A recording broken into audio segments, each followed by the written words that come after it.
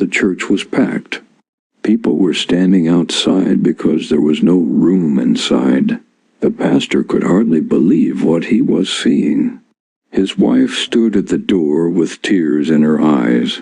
The same church that had once been empty was now overflowing with people. After the service, the pastor called some of the newcomers aside. He wanted to understand what had happened. He asked the first person, "Why did you decide to come to this church?" The man replied, "Pastor, I saw you in my dream. In the dream, I saw this church signboard.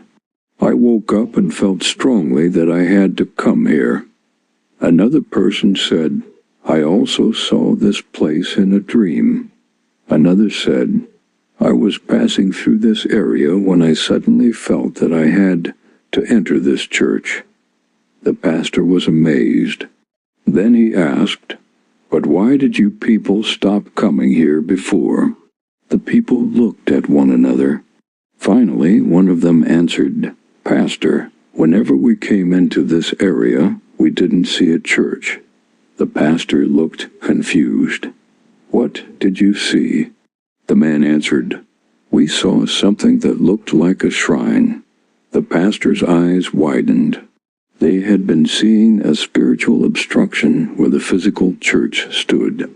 But after the pastor sought God, prayed, fasted, and confronted the spiritual opposition, the barrier was broken. And without radio advertisements, without television publicity, without massive campaigns, people simply began coming. The little church became a place of prayer, healing, deliverance, and the preaching of God's Word. What had looked like a failed ministry suddenly became a great apostolic work. The pastor finally understood something. Sometimes the problem is not that God has abandoned the work.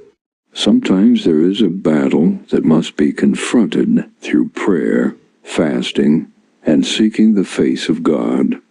And that was how the ministry that once looked dead began to come alive. Now, the reason why I gave this story is because this can also mean your destiny.